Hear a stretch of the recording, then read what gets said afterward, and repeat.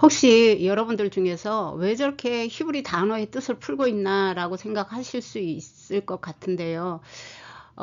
그 이유는 어, 그 히브리어가 가지고 있는 그 뜻의 깊이를 알고 나면 하나님의 뜻과 성경이 의도하는 의미를 더 잘 알 수 있기 때문에 그렇습니다. 특히 제가 예언서를 해석할 때에는 히브리어를 많이 봅니다. 그래서 어, 함께 은혜 누리시기를 부탁드립니다.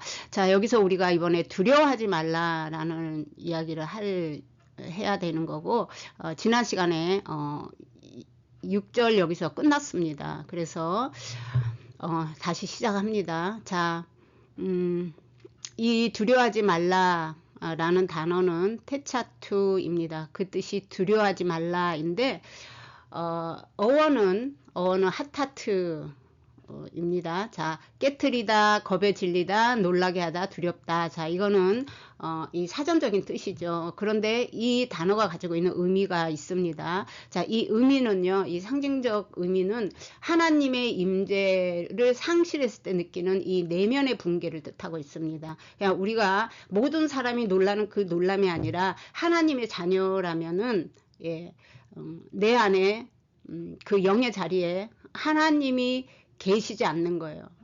아담이 첫 번째 죄를 지었을 때 하나님과 분리가 됐다 그랬죠. 네, 바로 그런 상태를 느끼게 되었다는 것입니다. 그 두려움을 말하고 있습니다. 그래서 이사야 41장 10절에 보면 두려워하지 말라와 같은 구조입니다. 두려워 말라 내가 너와 함께합니다. 놀라지 말라 나는 내 하나님이라. 자, 함께 하신다라는 말하는 것은 내가 내 안에 하나님의 그 영의 인도함을 받는다고 말하고 있는 거예요. 그래서 주님도 말씀하셨죠. 내가 너 안에 너가 내 안에 그래서 하나됨 그 관계성 이것을 성경 굉장히 중요하게 생각을 합니다. 자, 그 다음에는 이제 이 캐츠라는 단어예요. 이 캐츠라는 단어는 끝 종말을 뜻합니다. 캐츠는 끝 종말인데 여기 원어에 보면 이 해가 붙어 있습니다. 그래서 이 해는 정관사로 그래서 그 종말을 말해요.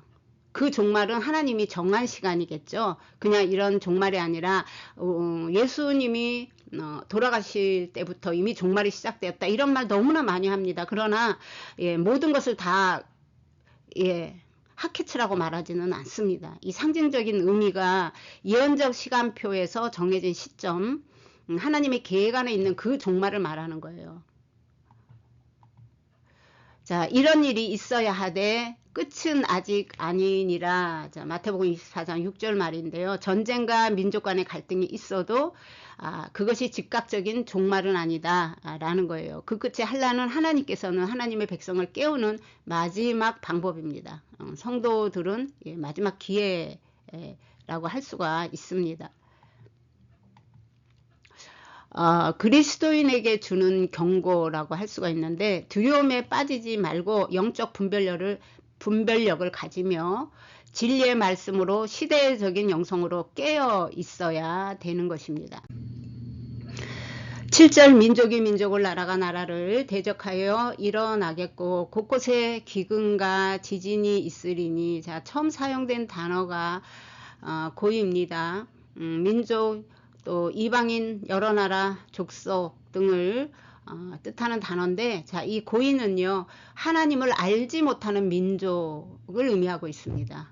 또는 이방 민족을 의미하고 종말에는 이 민족 간의 대결이 확대되는데 그 이들의 대상이 이스라엘이라는 것입니다. 이스라엘을 없애기 위해서 그런데 지금 현재 상황이 바로 그렇죠. 지금 이스라엘을 중심으로 전쟁이 계속해서 확대되고 있다라고 볼 수가 있습니다. 분명히 6절에서 이거는 시작에 불과하다. 아직 끝이 아니라 라고 말씀을 하셨죠. 자, 그 다음에 이제 이 단어가 기근이라는 단어인데 레아보트입니다. 자, 뜻이 기근들 여기 원어에는 다 복수로 되어 있고 지진도 마찬가지로 복수로 되어 있습니다. 그래서 기근들, 지진들이라고 해야지 뭐 정확하게 말하면 그렇게 해야 되겠죠. 그런데 자, 이 어근은 나화부입니다. 기근, 굶주림, 흉년, 단수라고 할 수가 있겠습니다. 자, 이게 상징적인 의미가 있습니다. 열방 간의 충돌을 의미하는데 시편 2편이라든지 스가랴서 등에서 또 동일한 의미를 가진 단어들을 찾을 수가 있습니다. 자, 열방은 하나님과 그의 기름 부음을 받은 자들을 대적하는 존재로 그려지고 있습니다. 그래서 이 앞에 고이 올 고이는 이 뜻이 민족이 민족을 대적하여 라는 뜻을 가지고 있는 단어가 사용이 되었습니다. 자, 상징적 의미는 하나님의 심판 혹은 불순종에 따른 결과, 신명기 28장을 참조하면 이 세상에 앞에서 말한 것처럼 모든 현상은 인간의 죄를 따라온다. 그 현상으로 일어나는 것이다 라고 앞에서 설명을 드렸었죠. 자, 그 다음에 이제 이 지진이라는 단어입니다. 나심, 지진들이고 어원은 라시, 진동, 떨림, 지진입니다. 자, 이 상징적인 의미가 있습니다. 이 상징적인 의미는 하나님의 강림 또는 심판의 징조로 봅니다. 에스겔 37장 7절, 학계 2장 6절 등에도 동일하게 사용이 됐는데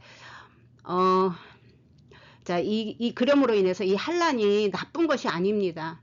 환란을 통해 구원에 이르게 하는 것이 하나님의 목적이고 그리고 이러한 것들은 언약의 불순종의 결과로 일어난다는 것을 우리가 이런 개념을 가지고 있어야 됩니다. 이 전쟁이 일어나면 그냥 세상적인 그런 것이 아니라는 것. 또한 하나님의 이 심판은 하나님의 임재와 관련이 있다. 그래서 하케츠 그거는 그 끝날 그 종말을 말하고 있는데 예수님이 돌아가셨을 때부터가 이미 종말이었다. 이 말은 너무 무책임하고 너무 그냥 두리뭉술 나가는 거예요. 그럼 예수님이 임재를 하지 않지 않았습니까? 예수님께서는 제자들이 정확하게 그때가 언제입니까? 라는 것을 질문했을 때에 바로 그 하케츠의 단어를 사용했습니다. 바로 그때 하나님이 이미 계획해 놓으신 그 계획 안에서 이루어질 것이다 라는 것이에요. 그래서 그 지진은 하나님의 목적이 아닙니다. 지진을 통해 하나님이 우리를 깨우고 알곡으로 준비하기 위해서 보내는 신호입니다. 그래서 세상의 이 관점 안에 하나님의 참된 복음이 들어오면 우리 안에서도 동일한 이 지진 흔들림이 있어야 되는 것이다 라고 앞에서 말씀을 드렸습니다. 그래서 그게 1번인데 그거를 빼버리고 2번 3번으로 나가는 것이 바로 현상적인 지금 현재 일어나고 있는 지진만 말하는 그런 결과를 초래하게 된다 라고 할 수가 있습니다. 자, 영적으로 깨어있지 않으면 깊이 잠들어 있으면 하나님이 보내는 신호를 우리가 들을 수가 없습니다. 깨어있다는 것은 하나님이 우리 안에 있는 것이고 잠이 들었다는 것은 하나님의 영이 우리 안에 없는 것입니다. 단절된 상태를 말해요. 그래서 잠이 들었다라고 말을 하는 것입니다. 자, 우리는 지금 전쟁과 기근과 지진에 대한 이야기를 하고 있습니다. 근데 이 세 가지가 다 맞물려 있는 이때 이 하케츠의 시대에 우리의 영은 지치게 됩니다. 6절에서 두려워하지 말라고 했지만 두려움에 떠는 사람들이 있다는 말입니다. 그 이유를 아모스서에서는 이렇게 말합니다. 아모스 8장 11절에서 13절에 보면 주 여호와께서 가라사대 보라 날이 이를지라 내가 기근을 땅에 보내리니 양식이 없어 주림이 아니요 물이 없어 가람이 아니요 여호와의 말씀을 듣지 못하는 기갈이라 사람이 이 바다에서 저 바다까지 북에서 동까지 비틀거리며 여호와의 말씀을 구하려 달려 왕래하되 얻지 못하리니 그날에 아름다운 처녀와 젊은 남자가 다 같이 쓰러지리라. 자, 아름다운 여자 처녀와 젊은 남자는 인생에서 가장 힘이 있고 생명력이 강한 그러한 걸 상징합니다. 그러나 그런 것도 다 쓰러진다. 그런 것도 힘이 든다. 이런 이야기를 하고 있습니다. 자, 그래서 여러분들이 지금 권면드리고 싶은 것은 우리가 영적인 이러한 참된 진리의 복음을 들을 수 없는 시대가 온다는 것입니다. 그로 인해서 이 사람들이 지치고 힘들어진다는 것이에요. 하나님의 말씀을 구하는 사람들에게 해당이 되는 말이겠죠.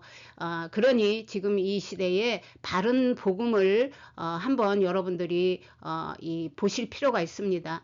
제가 지금 수없이 많은 거짓된 복음과 또는 비진리에 대한 영상들을 몰라서 이렇게 어렵게 히브리어로 말을 하는 게 절대 아닙니다.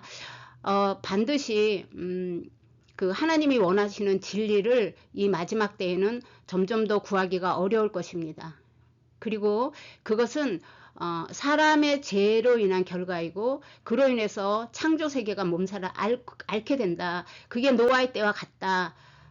결국 그 결과로 사람들에게 돌아온다라고 말씀을 드렸습니다.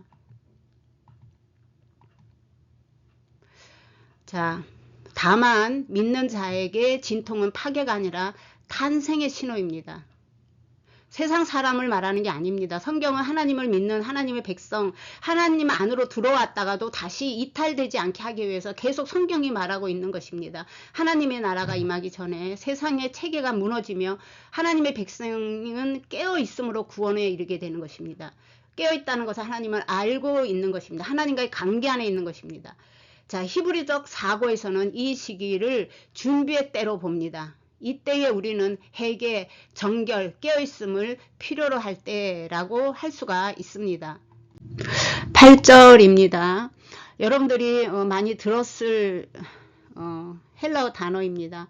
자, 오딘입니다. 뜻은 고통, 재난, 해산의 고통이라는 뜻을 가지고 있고 이 히브리어로는 헤벨 메시아입니다. 이것은 해산의 고통은 메시아 도래 전조라는 뜻을 가지고 있습니다.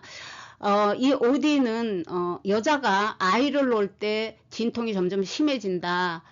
그래서 그렇게 이제 시작을 하죠. 그런데 완전히 뜻이 다릅니다. 이거는 메시아의 도래의 전조, 그리고 이 헤벨은 상고를 겪다라는 뜻이 있어요. 그래서 산통을 통해 오는 재림 예수를 의미하고 있습니다. 그래서 제가 이 의미까지 가면 헬라어와 히브리어의 차이가 난다라는 것을 말씀을 앞에서 드렸을 것 같은데, 자, 그래서 상징적 의미가 메시아가 오시기 전의 고난입니다. 히브리 전승에 의하면 이 재난의 목적은 해산이고 그것은 곧 재림 예수님의 도래를 의미한다. 자, 어려운 시기가 오니까 대비가 필요하다.